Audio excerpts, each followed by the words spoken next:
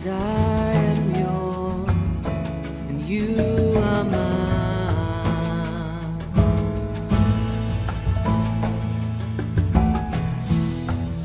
'Cause I am yours and you are mine.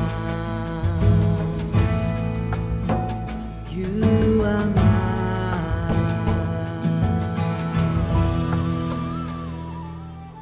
అపోస్తులుడైన పౌలు రోమీలకు రాసిన పత్రిక 1వ అధ్యాయము 1వ వచనం నుండి, యేసుక్రీస్తు దాసుడును అపోస్తులుడుగా నుండుటకు పిలువబడిన వాడును దేవుని సువార్త నిమిత్తము ప్రత్యేకింపబడిన వాడునైన పౌలు రోమాలో ఉన్న దేవుని ప్రియులందరికీ అనగా పరిశుద్ధులుగా ఉండుటకు పిలువబడిన వారికందరికీ శుభమని చెప్పి వ్రాయినది.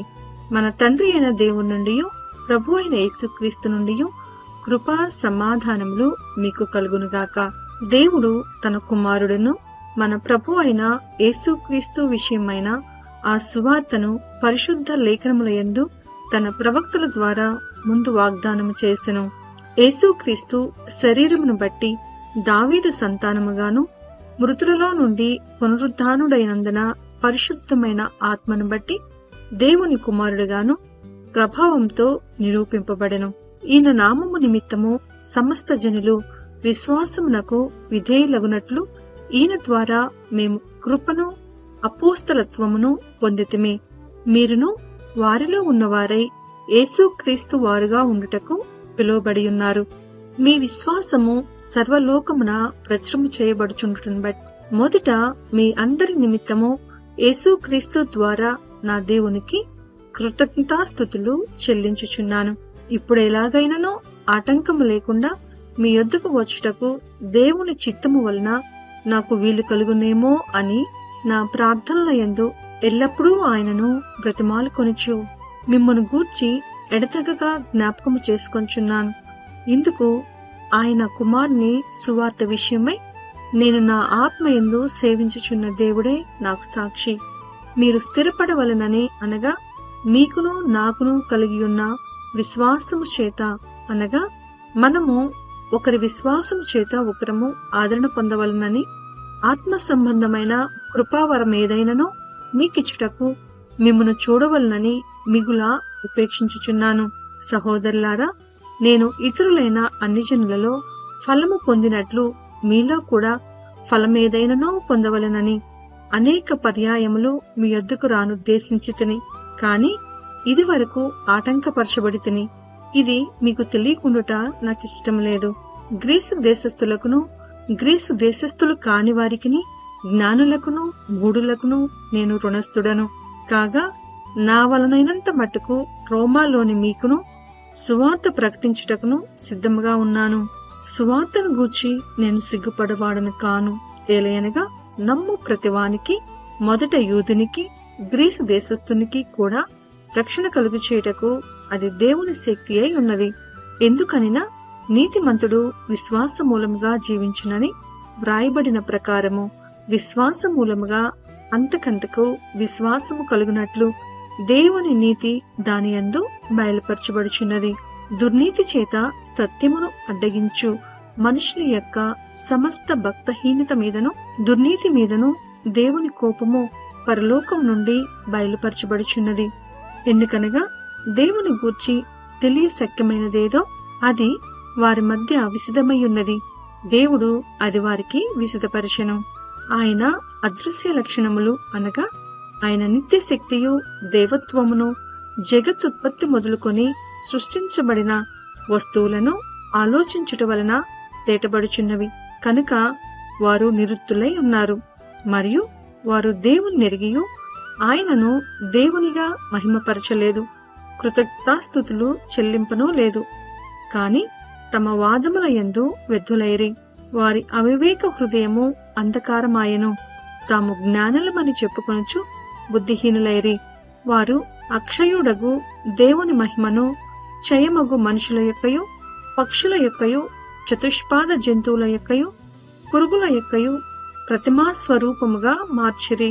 ఈ హేతువు చేత వారు తమ హృదయముల దురాశలను అనుసరించి తమ శరీరములను పరస్పరము అవమానపరుచుకున్నట్లు దేవుడు వారిని అపవిత్రతకు అప్పగించెను. అట్టివారు దేవుని సత్యమును అసత్యమునకు మార్చి సృష్టికర్తకు ప్రతిగా సృష్టమును పూజించి సేవించిరి. యుగముల వరకు ఆయన స్తోత్రార్హుడై ఉన్నాడు. ఆమేన్. అందువలన దేవుడు తుచ్చమైన అభిలాషలకు వారిని అప్పగించెను.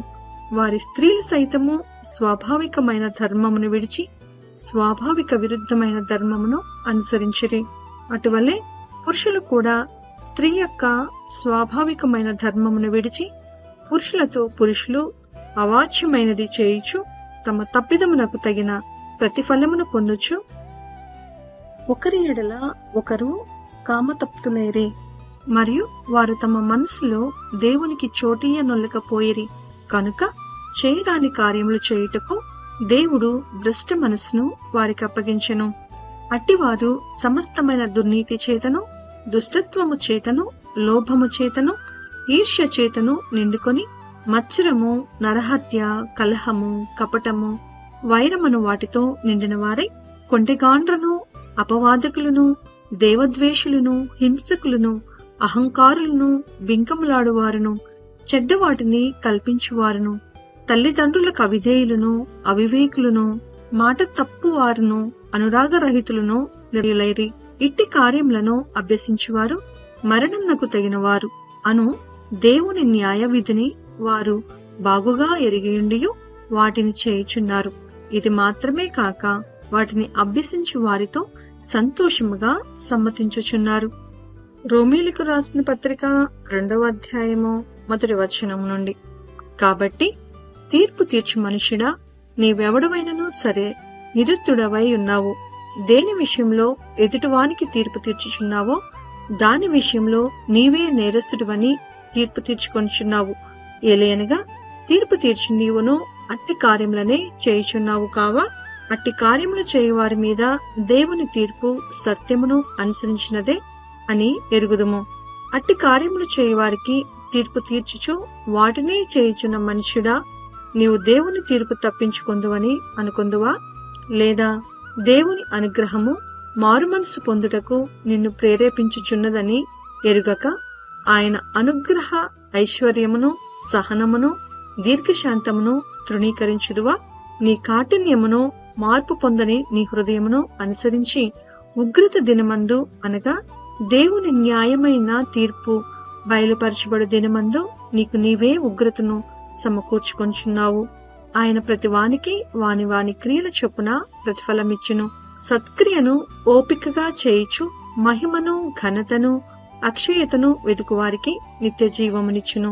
అయితే భేదములు పుట్టించి సత్యమునకు లోబడక దుర్నీతికి లోబడి వారి మీదికి దేవుని ఉగ్రతయు రౌద్రమును వచ్చును.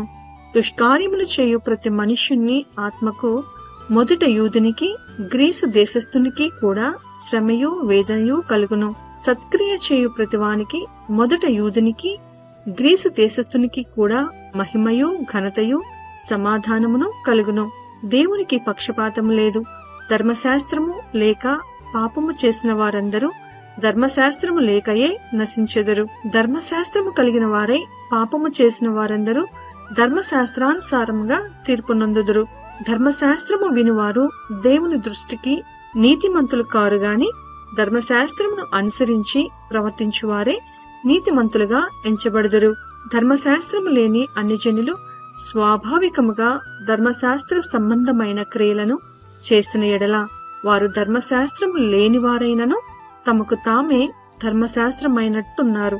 అట్టి వారి మనస్సాక్షి కూడా సాక్ష్యమిచ్చుచుండగను వారి తలంపులు ఒకదాని మీద ఒకటి తప్పు మోపుచు లేక తప్పు లేదని చెప్పుచుండగను ధర్మశాస్త్ర సారము తమ హృదయములయందు దేవుడు నా సువార్త ప్రకారము యేసుక్రీస్తు ద్వారా మనుష్యుల రహస్యములను విమర్శించు దినమందు ఇలాగు జరుగును. నీవు యూదుడువని పేరు పెట్టుకొని ధర్మశాస్త్రమును ఆశ్రయించి దేవుని యందు అతిశయించుచున్నావు కావా? ఆయన చిత్తమెరిగి ధర్మశాస్త్రమందు ఉపదేశము పొందినవాడవై శ్రేష్టమైన వాటిని మెచ్చుకొనుచున్నావు కావా? జ్ఞాన సత్య స్వరూపమైన ధర్మశాస్త్రము గలవాడవై ఉండి నేను గుడ్డివానికి త్రోవ చూపువాడను, చీకటిలో ఉండువారికి వెలుగును, బుద్ధిహీనులకు శిక్షకుడను బాలురకు ఉపాధ్యాయునుడై ఉన్నానని నీ అంతట నీవే ధైర్యము వహించుకొనుచున్నావు కావా? ఎదుటివానికి బోధించి నీవు నీకు నీవే బోధించుకొనవా? దొంగిలి వద్దని ప్రకటించి నీవు దొంగిలిదవా? వ్యభిచరింపవద్దని చెప్పు నీవు వ్యభిచరించిదవా? విగ్రహములను అసహించుకొను నీవు గుళ్లను దోచెదవా? ధర్మశాస్త్రమందు అతిశయించి నీవు ధర్మశాస్త్రము మీరుట వలన దేవుణ్ణి అవమానపరచెదవా? వ్రాయబడిన ప్రకారము మిమ్మును బట్టియే కదా దేవుని నామము అన్ని జనుల మధ్యను దూషింపబడుచున్నది. నీవు ధర్మశాస్త్రమును అనుసరించి ప్రవర్తించువాడువైతివా? సున్నతి ప్రయోజనకరమగును కాని ధర్మశాస్త్రమును అతిక్రమించువాడవైతివా? నీ సున్నతి కాకపోవును. కాబట్టి సున్నతి లేనివాడు ధర్మశాస్త్రపు నీతి విధులను కైకొనిన ఎడల అతడు సున్నతి లేనివాడయుండియు సున్నతి గలవాడుగా ఎంచబడును కదా.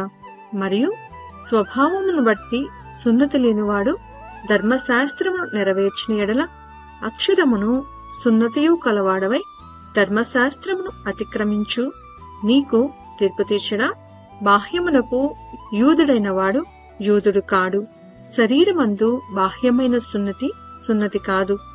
అయితే అంతరంగమందు యూదుడైన వాడే యూదుడు. మరియు సున్నతి హృదయ సంబంధమైనదై ఆత్మయందు జరుగునదే కాని అక్షరము వలన కలుగునది కాదు. వానికి మెప్పు మనుషుల వలన కలుగదు, దేవుని వలననే కలుగును. రోమీయులకు రాసిన పత్రిక 3వ అధ్యాయము 1వ వచనము నుండి. అట్లయితే యూదునికి కలిగిన గొప్పతనమేమి? సున్నతి వలన ప్రయోజనమేమి? ప్రతి విషయమందును అధికమే. మొదటిది దేవోక్తులు యూదుల పరము చేయబడెను. కొందరు అవిశ్వాసులైననేమి, వారు అవిశ్వాసులైనందున దేవుడు నమ్మదగినవాడు కాకపోవునా? అట్లనరాదు.